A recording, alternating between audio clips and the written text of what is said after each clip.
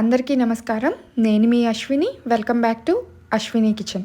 ఈరోజు మన వీడియో వచ్చేసి ఎప్పుడూ ఇంట్లో ఉండే బొంబాయి రవ్వతో ఒక మంచి స్వీట్ రెసిపీ ఎలా చేసుకోవాలో చూద్దాము. చాలా బాగుంటుంది, చాలా ఈజీ కూడా ప్రాసెస్. తప్పకుండా ట్రై చేయండి. అన్నీ ఇంట్లో ఉన్న వాటితో ఈజీగా ఒక 10 నిమిషాల్లో చేసి పెట్టచ్చు పిల్లలకు.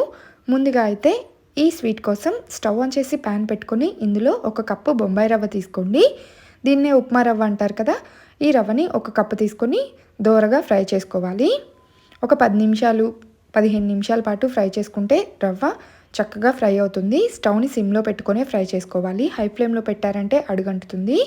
సో ఇలా సిమ్లో పెట్టుకొని రవ్వ అంతా బాగా ఫ్రై అయ్యేంత వరకు ఫ్రై చేసుకొని ఒక బౌల్లోకి తీసుకొని పక్కన పెట్టుకోండి. నెక్స్ట్ ఇదే ప్యాన్లో 1 కప్పు ముందుగానే పాలని కాచుకొని ఆ పాలను తీసుకోండి. లేదా డైరెక్ట్గా పచ్చిపాలు తీసుకుంటే ఒక మరుగు వచ్చేంత వరకు ఉండి ఆ తర్వాత పంచదార వేసుకోండి. నేనైతే 1 కప్పు ఆల్రెడీ కాచిన పాలు వేసుకొని ఇందులోకి 1/2 కప్పు పంచదార వేశాను. ఇక ఈ పాలు పంచదార రెండు కొంచెం చిక్కబడేంత వరకు కలుపుతూ పాలని మరిగించుకోవాలి.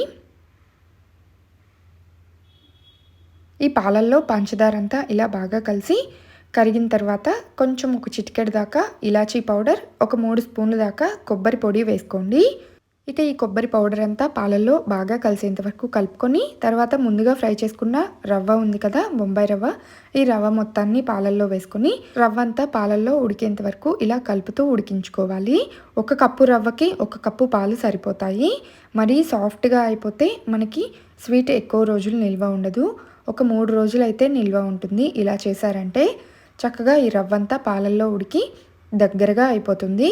అలా అని మరీ సాఫ్ట్గా కూడా ఉండదు, కొంచెం క్రిస్పీగా ఉంటుంది. రవ్వ ముందుగా వేయించుకున్నాం కాబట్టి. తర్వాత ఇందులో 1 స్పూన్ నెయ్యి కూడా వేసుకొని మొత్తం స్వీట్ అంతా బాగా కలిసేంత వరకు కలుపుతూ స్టవ్ని సిమ్లో పెట్టుకొని వేడవ్వనివ్వండి. ఇలా మొత్తం ఇలా ముద్దలాగా అయిపోయిన తర్వాత స్టవ్ ఆఫ్ చేసి దీన్ని కాసేపు పక్కన పెట్టుకొని చల్లార్చుకోండి. మరీ వేడిగా ఉన్నప్పుడు పట్టుకుంటే చెయ్యి కాలుతుంది కాబట్టి కొంచెం చల్లారనిస్తున్నాను. తర్వాత ఒక గిన్నె తీసుకొని గిన్నెకి కొంచెం నెయ్యి అప్లై చేసుకుంటున్నాను.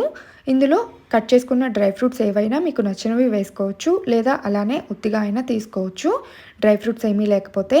తర్వాత రెడీ చేసుకున్న స్వీట్ని వీడియోలో చూపించిన విధంగా కొంచెం కొంచెంగా ఇలా ప్రెస్ చేస్తూ చిన్న ముక్కల్లాగా తయారు చేసుకోవాలి రౌండ్గా. ఈ విధంగా ప్రిపేర్ చేసుకొని ఎడ్జెస్ని చాక్తో అనేసి గిన్నెని టర్న్ చేసుకుంటే స్వీట్ గిన్నెలోంచి ఈజీగా వచ్చేస్తుంది. తర్వాత ఇలా మొత్తం సెట్ చేసి ఒక బౌల్లోకి తీసుకొని పక్కన పెట్టుకోండి. ఒక ప్లేట్లోకి కానీ బౌల్లోకి కానీ. పూర్తిగా చల్లారిన తర్వాత డబ్బాలో పెట్టుకున్నారంటే 3 రోజుల పాటు నిల్వ ఉంటుంది. చాలా అంటే చాలా బాగుంటాయి. మనం రవ్వ లడ్డు చేస్తూ ఉంటాము, కానీ ఇది కొంచెం సాఫ్ట్గా ఉంటుంది రవ్వ లడ్డు మీద. టేస్ట్ మాత్రం చాలా బాగుంటుంది. వీడియోలో చూపించిన విధంగా ఇలా 1 బై 1 స్వీట్స్ని అయితే ఇలా రౌండ్గా పీసెస్ లాగా తీసుకుంటున్నాను. మొత్తాన్ని ఒక ప్లేట్లోకి తీసుకున్నాను. చూస్తుంటేనే కలర్ఫుల్గా ఉన్నాయి కదా, అండ్ చాలా సాఫ్ట్గా ఉన్నాయి. ఎట్ ఎ టైం కొంచెం క్రిస్పీనెస్ కూడా ఉంటుంది, రవ్వ క్రిస్పీనెస్. చాలా టేస్టీగా ఉంటుంది. తప్పకుండా ట్రై చేయండి.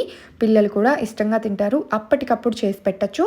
చాలా సింపుల్ ఇంగ్రీడియంట్స్తో ఈజీగా చేసి పెట్టే ఒక మంచి స్వీట్ ఏదైనా ఉంది అంటే ఈ రవ్వ బర్ఫీనే. చాలా సింపుల్గా అయిపోతుంది, చాలా క్విక్గా కూడా చేసేయచ్చు. తప్పకుండా మీరు కూడా ఈ రవ్వ బర్ఫీని ఒకసారి ట్రై చేయండి.